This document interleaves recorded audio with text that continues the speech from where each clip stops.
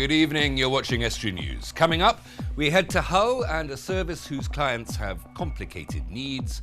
And we head back to Hull again for the weekly reflections. And my guest tonight in the studio is Steve Barclay, here to talk about his show at Louth Town Hall and his panto in Lincoln. Welcome to Estuary News, I'm Hugh Riches. Time now for the news headlines.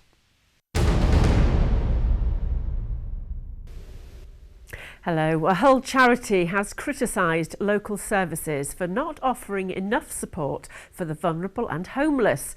Doorstep, which accommodates the homeless in one of its 260 bed spaces, says many of the individuals' problems have become complicated.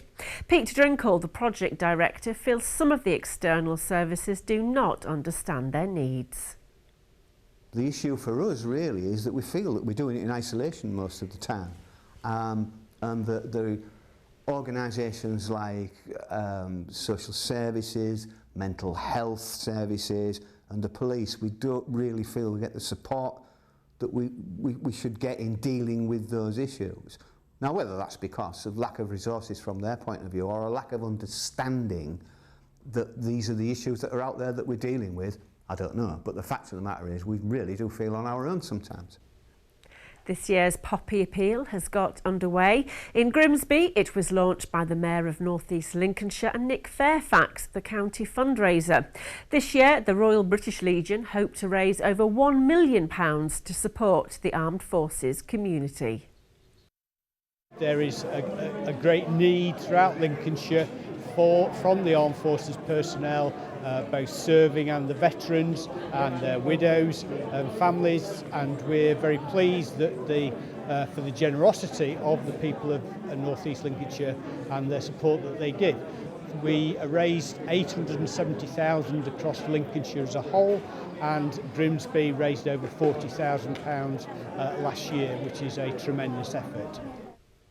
And more than 450 youngsters have signed up to the Scouts at Nunsthorpe Oasis Academy in Grimsby, making it the largest Scout group in the country.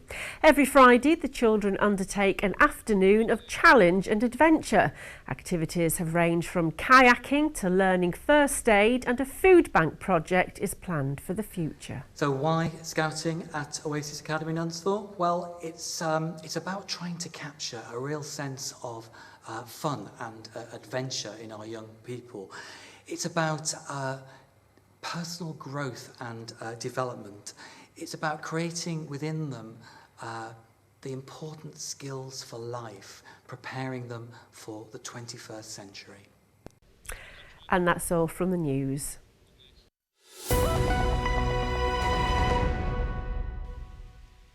As we heard in the news, a Hull charity has criticised local services for not offering enough support for the vulnerable and homeless. Doorstep, which accommodates homeless people in its 260 beds in the city, says many of the individuals' problems have become more complicated over the years. With Hull City Council probably facing more cuts due to reductions to central government funding, further strains will be placed on the services. We went to visit the charity, and Pete Drinkle, project manager, begins by telling us what the service was like when he began working there. I mean, when I first started, it was generally somebody would ring up and say that they'd had a fight with a stepfather, that perhaps the mother had moved into the property, and they would come. We would help them out with accommodation and give them support towards moving on into independence. And gradually over the years, getting more and more and more complex problems now with drug abuse, alcohol abuse, mental health issues, becoming really, really complicated. The issue for us really is that we feel that we're doing it in isolation most of the time, and that the organisations like social services, mental health services and the police, we don't really feel we get the support that we should get in dealing with those issues. Now, whether that's because of lack of resources from their point of view or a lack of understanding that these are the issues that are out there that we're dealing with, I don't know. But the fact of the matter is we really do feel on our own sometimes. I feel local councils, I think at the moment they don't provide ongoing support for some of their most vulnerable tenants. I And people who are homeless or people with mental health issues, they're just expected to get a council tenancy and crack on with it and pay the rent. And that's it. And I don't think there's any support really. We have a situation where if somebody's under 25 and we try and move them on into their own accommodation, they're trying to live on £57 a week. I mean, that's absolutely impossible.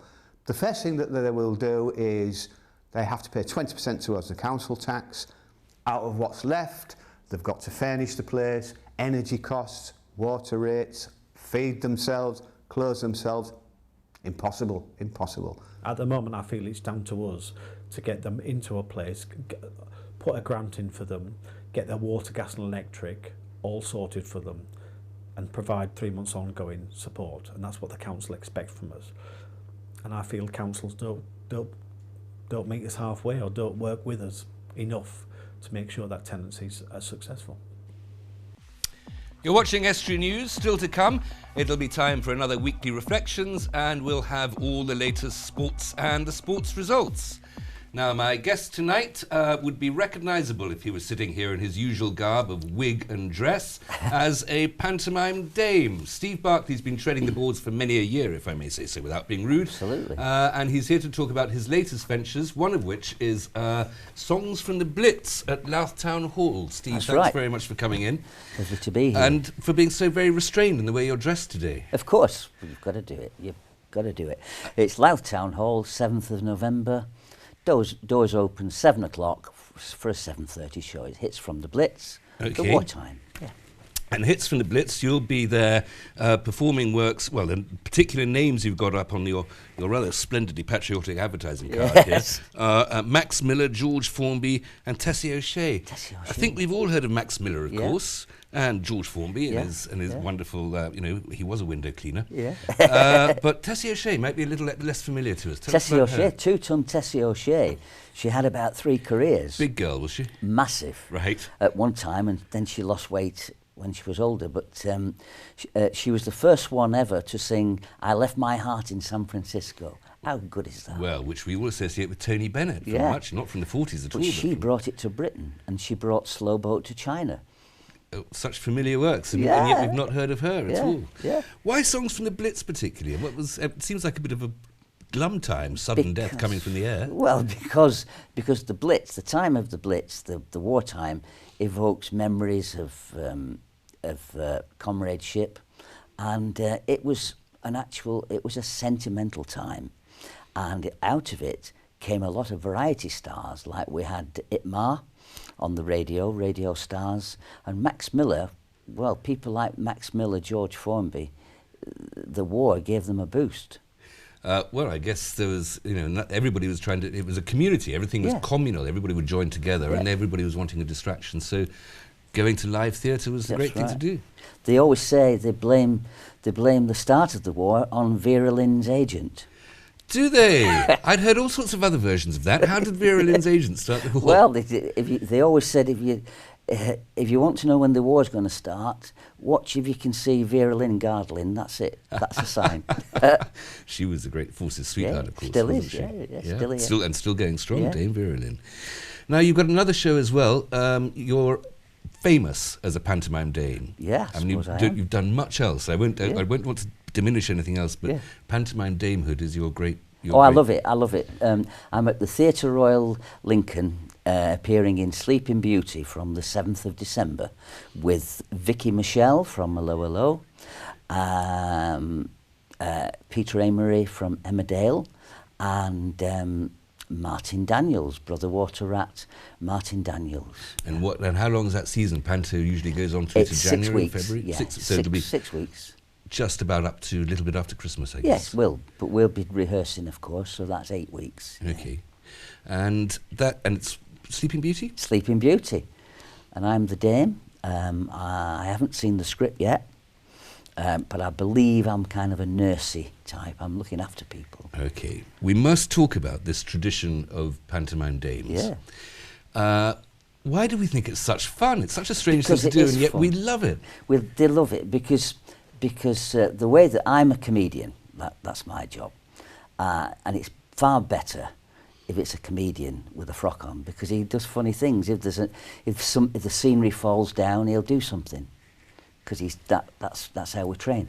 But it's important that we remember it's a fella in a frock, as Daniel LaRue used to say. Well, Watch your mates. Like that. We'll talk about him later when we go back there. But it's always, it's like maybe the most beautiful frock and the most fantastic makeup, but you've always got a great big pair of stomping hobnail boots Got to on be underneath. boots, yeah, got to have the boots. Yeah. And the dame always gets the best lines. Yeah, and the dame Oh, yeah. stands that way. And I said, and he said, and you said. Yeah. How did you make your own costumes? Do you design your own persona, as it were? Out of poverty. I was a long time ago, and I was doing a pantomime for Jim Davidson. All right. Some of those were quite rude. Yeah, and he rang me up and he said, "Have you got a strip?" I said, "A strip? No, I haven't." "Well, you better get one because you were little and large, and we want you to do the strip."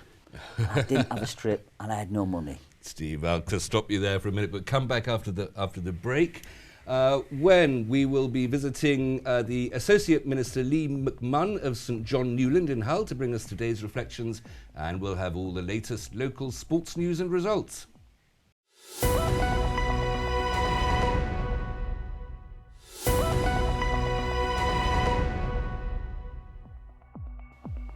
Welcome back. You're watching Estuary News. Still to come, we head to St John Newland in Hull for this week's reflections, and we'll bring you the latest local sports news and results.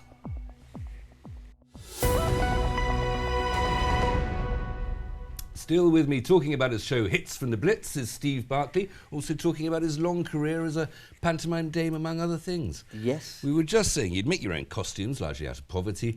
You're making half the stuff up on stage anyway, as you're ad-libbing and reacting to what's going on. Yeah. It's a sort of all-round art form, isn't it? It's great, because and pantomime, as I always say, is our children's initiation into live theatre, and long may it be so. Yes, you don't really want your first theatre trip at the age of 8 to be going to see Ibsen or Chekhov, do you? No, you've got it right.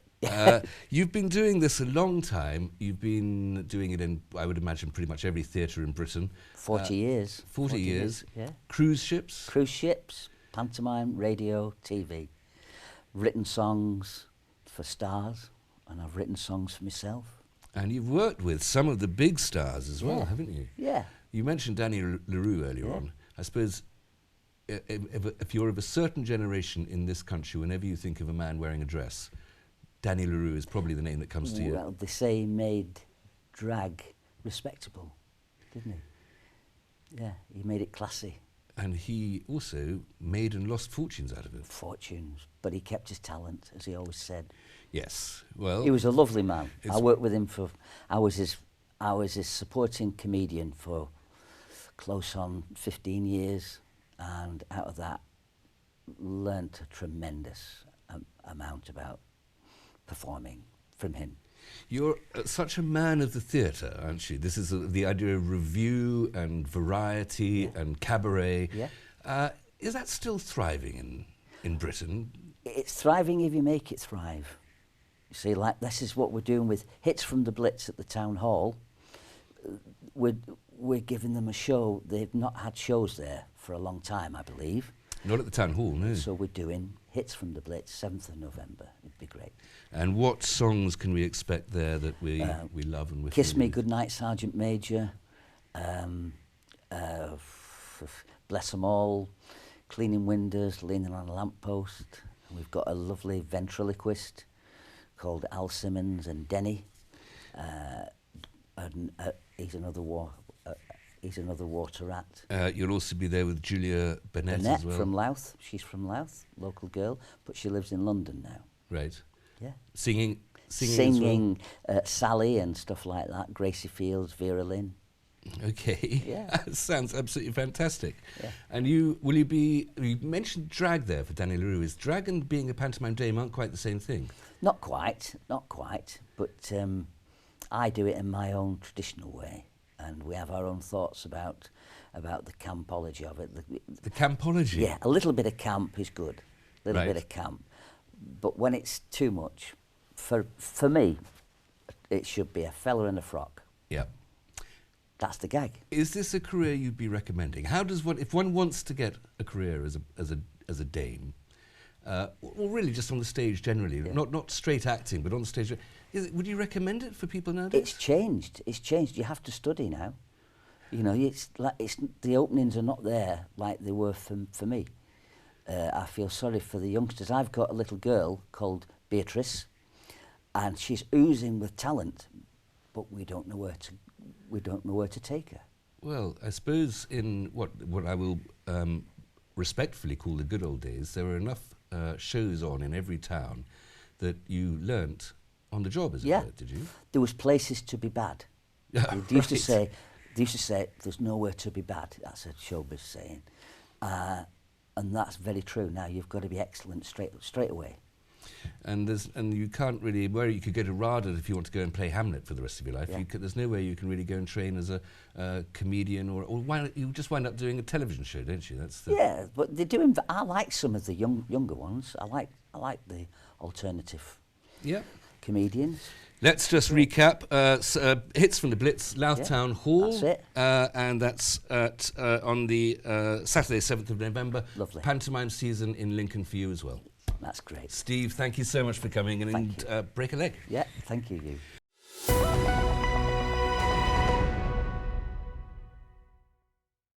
And now it's time for Weekly Reflections. This week it's Lee McMunn from St John Newland in Hull.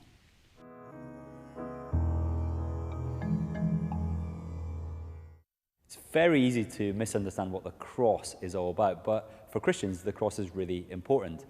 But here are 3 things that you can remember to help you understand why Jesus died on the cross. Think about how we use crosses. When I was at school, when I got stuff wrong, they would put a cross at the edge of my work. What did it mean? Well, the cross told me that something was wrong.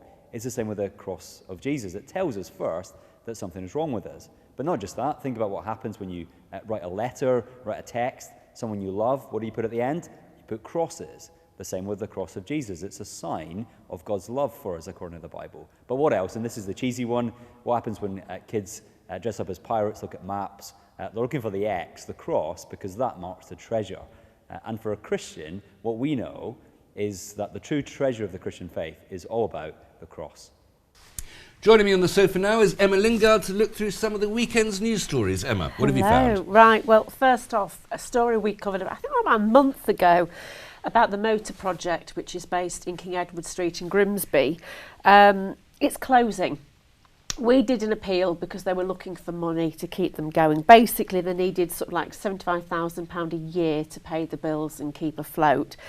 Sadly, nobody came forward to help with any funding, and they've called it a day. And what did they do? What was the motor project? Basically, they helped youngsters who were probably excluded from school, not in employment, sort of like those that society doesn't want to deal with. They took them in and obviously taught them motor skills, how to fix cars and engines and things like that. Valuable and employable skills. Exactly, and a lot of the youngsters, I think over the years, they've had about 12,000 young people since they opened the doors in 2000.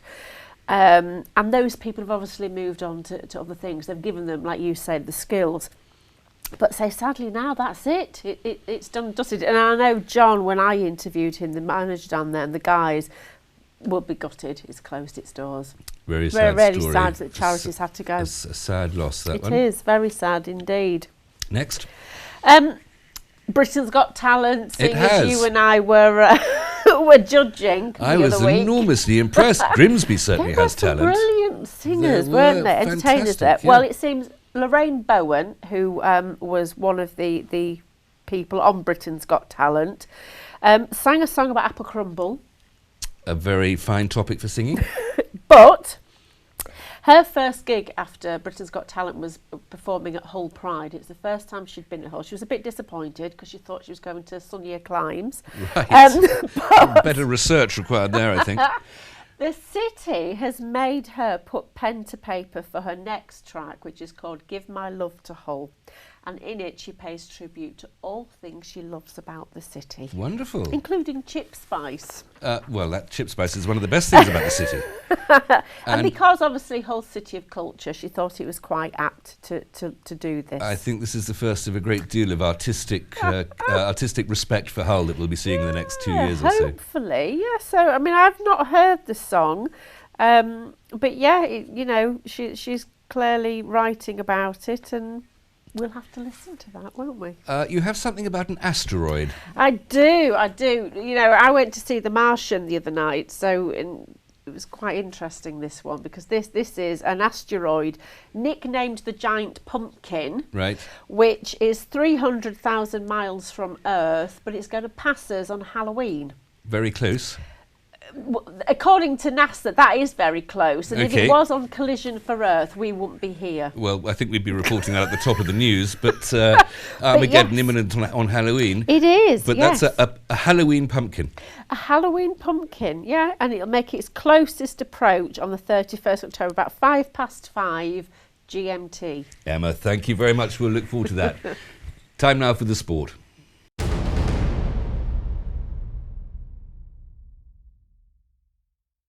Are up to second in the championship after beating Steve Bruce's former side Birmingham at the KC Stadium, with first half strikes from David Myler and Abel Hernandez, who scored his 8th goal for the Tigers and Uruguay this season.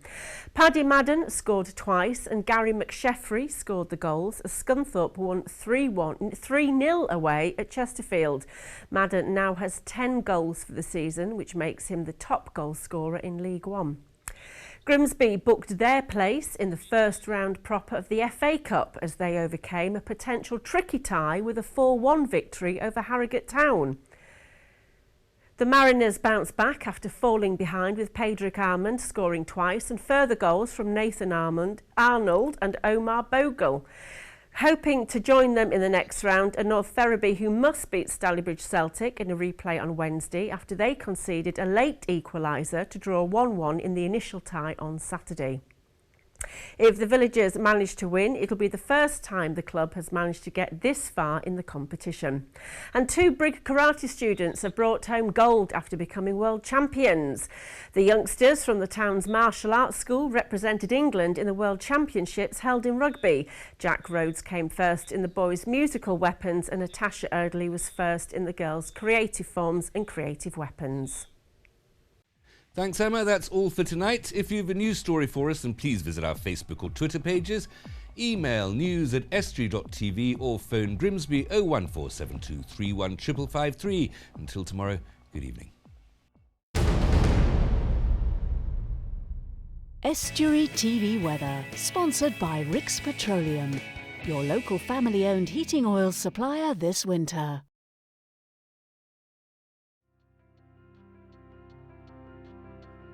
Hello and welcome to Estuary TV's weather. Tuesday, generally cloudy, although remaining dry through much of the day, although there may be some outbreaks of light rain or drizzle, and maximum temperatures of 14 degrees. A changeable period on Wednesday with spells of rain likely.